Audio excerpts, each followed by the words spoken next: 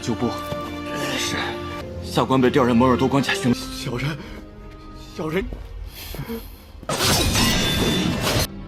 哦，此人不该杀。一个不留。啊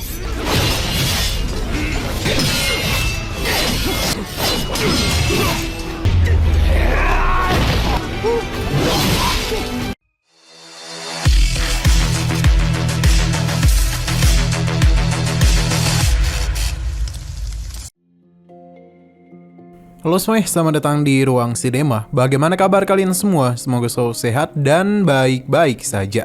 Pada hari ini kita akan kembali melanjutkan series Donghua Valve River season kedua. Kita sudah membahas season pertamanya pada channel Ruang Film 2. Untuk tahu lebih lanjut tentang series ini, kita sarankan untuk nonton season pertamanya dulu. Kita sudah sediakan link season pertama di playlist. Tanpa berlama-lama lagi, kita akan langsung saja membahas season kedua dari series ini pada episode 27. Di pos perlintasan terlihat kalau pemeriksaan agak lambat di mana ada seorang pria yang sepertinya agak mesum. Ia langsung bersemangat ketika melihat seorang gadis.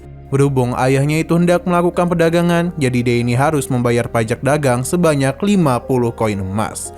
Padahal bulan lalu dia sudah memberikan 30 koin emas. Ia pun bingung mengapa harganya begitu cepat naik. Tapi pria ini malah menjadi kesal. Xiu yang melihat hal itu bingung dan apa yang terjadi. Terlebih lagi mereka tidaklah membawa dagangan. Lantas bagaimana bisa dikenai biaya pajak? Sepertinya dia itu telah membuat kesalahan. Namun perkataan Xiu malah ditertawakan. Pria ini pun mulai membanggakan pakaian yang dia kenakan, di mana Xiu menduga dia berasal dari pasukan Panji Hitam. Tapi ternyata dia itu berasal dari kediaman Adipati Mawei. Berhubung harganya sangat mahal, jadi ayah dan putrinya tidak jadi masuk. Sambil ia juga bingung mengapa keluarga Jichuan bertindak sampai seperti ini. Namun orang-orang itu tidaklah dibiarkan pergi begitu saja, karena bagaimanapun pria ini sangatlah menyukai gadis itu. Ia juga mengejek pria ini karena memiliki putri cantik padahal tampangnya biasa saja. Dia pun menduga kalau ini adalah pedagang manusia. Melihat tindakan mereka, Xiu langsung saja memberikan perlawanan. Karena bagaimanapun, martabat keluarga Jichuan telah hancur di tangan mereka. Xiu dan mudah menumbangkan orang-orang itu hingga Mingke ketua patroli pasukan Panji Hitam tiba.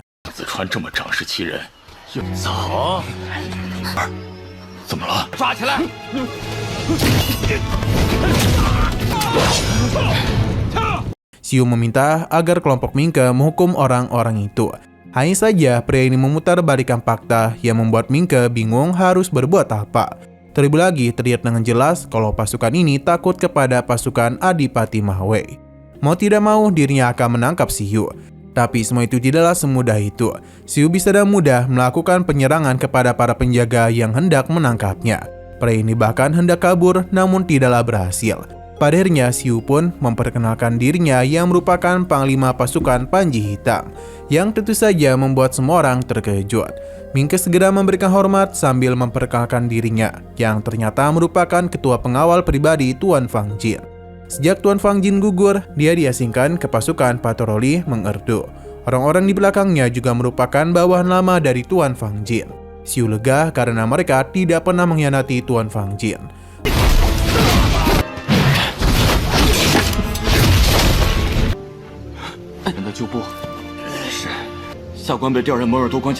Malamnya, Xiu pergi ke kamp pasukan itu. Ia kesal karena Mawei telah menaikkan pajak hampir 10 kali lipat. Tidak heran mengapa Lin Rui ingin menetapkan revisi Undang-Undang Perdagangan Perbatasan sebagai syarat kerjasama. Mingke memberikannya sup, namun apa yang dia dapatkan hanyalah sup bening saja. Ia tidak pernah menduga kalau pasukan Mingke hanya diberi makanan seperti ini. Ternyata jatah logistik sudah terlambat dalam 3 bulan. Jadi Mingke meminta maaf tak bisa memberikannya makanan yang layak. Walaupun begitu, para pasukan ini mencoba untuk menikmatinya. Hingga Mawei pun datang yang merupakan gubernur provinsi. Ia tidak menduga Xiu akan berkunjung kemari. Dengan tenang, Xiu menjelaskan kalau dia hanya lewat saja dan tidak ingin menghebohkan semua orang. Ia pun mempersilakannya untuk duduk. Ia penasaran apakah Mawei kemari juga ingin berpatroli. Tapi tujuan Mawei kemari adalah untuk membawa pria mesum sebelumnya, di mana Xiu penasaran apa yang dimaksud olehnya. Mawei sudah mendengar kalau pria ini bertindak sembarangan dengan mengandalkan namanya. Jadi dia membawa kemari untuk mengkonfirmasi. Jika memang benar, maka dia itu akan memberikan hukuman mati kepada pria itu. Pria ini meminta maaf karena telah berbuat seperti itu kepada Siu. Namun semua itu tidak ada hubungannya dengan Adipati Mawe. Siu paham yang membuat Mawe menganggap kalau pria ini pantas mati karena berani menggunakan namanya. Tapi Siu melindunginya karena Mawe terlalu emosi. Lebih baik dia itu diperiksa dulu apakah memang pantas dihukum atau tidak. Terlebih lagi ini bukanlah pengadilan dan Mawe juga bukan hakim. Mawe hanya tertawa saja karena dia kagum dengan ketenangan Siu. 小人，哦，此人不该杀吗？ Sebelum pria ini dibawa pergi, Siu menghentikannya karena bagaimanapun dia harus menyelesaikan urusan pribadi terlebih dahulu. Mingke pun dirinya minta untuk menampar pria itu sebanyak 2 kali. Karena sebelumnya dia ini telah ditampar olehnya, jadi hutang haruslah dibayar. Meskipun pria itu hanya menamparnya sekali, tapi Siu tetap memintanya untuk menampar sebanyak 2 kali. Siu juga mengingatkan kalau Panjin sudah tiada, namun jiwa kesatria dari Panji Hitam tidak boleh ikut mati bersamanya. Mingke paham, jadi dia langsung saja memberikan tamparan manja kepada pria ini. 1 untuk dirinya dan 1 lagi demi pasukan Panji Hitam. Siu merasa puas dan meminta Mingke untuk pergi karena urusan pribadinya sudah selesai. Mawe pun pergi dengan perasaan yang begitu kesal karena apa yang Siu lakukan sama saja dengan meremehkannya. Mingke memintanya untuk segera pergi karena bagaimanapun keluarga Masa telah pendendam. Tapi Siu memintanya untuk tidak mengkhawatirkan hal itu karena jika yang menghabisi dirinya ini tidaklah semudah itu. Kembali ke sisi Mawe di mana dia ingin meminta Gohimi memberikan pesan agar membawa pasukannya kemari. Tentu saja ini membuat pria itu terkejut karena dia berani untuk menghabisi Siu. Tekadnya sudah bulat karena dia ingin membuktikan kalau itu merupakan kesalahan besar yang sudah berani dibuat oleh Siu.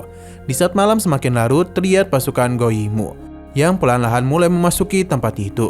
Mawe sudah memberikan pesan untuk tidak menyisakan siapapun di dalam pos di sana. Goimu menenangkannya karena ini bukanlah kali pertama mereka dalam melakukan penyerangan. Pesan pun diberikan kepada Mawe kalau mereka telah berhasil mencapai pos di sana. Alhasil, Mawe pun memberikan perintah untuk langsung saja melakukan penyerangan. Menerima pesan ini, Goimu bersama pasukannya mulai membakar habis tempat itu. Di saat orang-orang ini berlarian keluar, maka penyerangan anak panah mereka lepaskan. Di sisi Mawe, pasukannya penasaran kapankah mereka akan bertindak. Mawe akan menunggu sebentar lagi karena harus memastikan kematian dari Siu dulu. Kembali ke camp di mana Goimu saatlah penasaran mengapa sejak tadi tidak ada suara, padahal api sudah hampir membakar habis tempat itu. Hingga mereka dikejutkan oleh kemunculan Siu bersama pasukannya. Alhasil kini mereka pun sudah terkepung. Berhubung sudah sampai seperti ini, maka tentu saja pertarungan akan terjadi. Siu mendengar kalau posisi wali kota akan diberikan selama mereka bisa menghabisi nyawa seorang panglima, yang membuktikan kalau ini adalah ulah dari Adipati Mawe. Goimu bersama pasukannya langsung saja melakukan penyerangan dengan pasukan Siu. Hanya saja itu merupakan kesalahan besar, karena bagaimanapun Siu bersama pasukannya merupakan kelompok khusus. Bahkan dalam pertarungan itu bisa terlihat dengan jelas kalau Siu masih sempat-sempatnya bercanda. Dengan sangat mudah Siu pun menghabisi bawahan Mawe. Sedangkan Goimu menjadi panik karena dia akan bernasib sama. 有人跑出，一个不留！杀！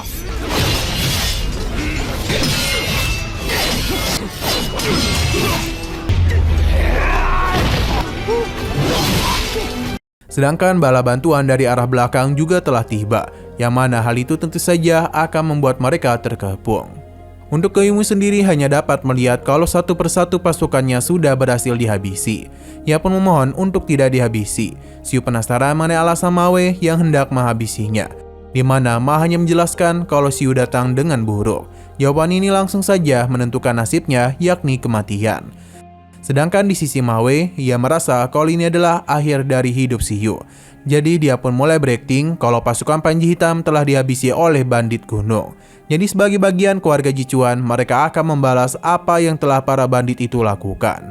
Pasukan Mawe segera masuk ke dalam hutan, namun yang mereka lihat hanyalah mayat dari pasukan Goimu saja. Mereka pun bingung apa yang terjadi, hingga Mawe pun melihat Siu yang sedang berbicara dengan Lin. Sesaat kemudian, Xiu menatap Mawe yang langsung saja berakting kalau dia mendapatkan laporan kalau para bandit telah membuat keributan di sini. Ia senang Xiu baik-baik saja. Xiu menenangkannya dan sepertinya Mawe tidaklah tahu kalau orang-orang itu sepertinya bukanlah bandit biasa, melainkan orang dari Weili. Alasan ia bisa mengetahui semua itu adalah berkat bantuan dari Lin Rui, dewan ketua dari keluarga Lin. Baginya, orang Weili merupakan orang serakah dan sering membuat kekacauan pada rombong dagang keluarga Lin. Kebetulan dia juga mengetahui kalau pemimpin kelompok ini telah berkeliaran di perbatasan dua negara. Ia bersama Xiu telah berencana untuk mengadili kelompok tersebut dan menangkap pemimpinnya. Namun mereka bingung karena Go Yimu itu menjelaskan kalau penyerangan ini merupakan perintah dari Adipati Mawe, dengan alasan ingin menghabisi dirinya. Mawe merasa itu merupakan fitnah besar. Bahkan Xiu mengajak tetua Lin kemari untuk bisa menuduh dirinya. Tapi benar atau tidaknya itu bukanlah keputusan yang bisa diambil oleh Adipati Mawe. Xiu sudah siap untuk melakukan penyerangan kepadanya. Bahkan pasukan keluarga Lin juga telah menahan pergerakan mereka di arah belakang. Lin Rui hanya akan bertanggung jawab untuk menutup jalan keluar mereka, sedangkan sisanya akan diserahkan kepada Xiu. Dengan apa yang telah terjadi, maka Mawe pun memberikan perintah kepada pasukannya kalau Xiu bersama pasukan Panji Hitam telah membelot, jadi harus mereka habisi. Para pasukan ini langsung saja melakukan penyerangan kepada mereka. Namun Xiu terlihat sangatlah santuy dan sudah menduga hal ini akan terjadi. 的指派，秀统领，黑旗君子川秀统领，多谢。 Nah, sayang sekali lagi seru-serunya, episodenya pun harus bersambung dulu. Oke, sekian dulu pada video kali ini. Untuk video selanjutnya akan segera hadir. Jadi bagi kalian yang mengikuti series ini, langsung saja klik subscribe dan aktifkan loncengnya.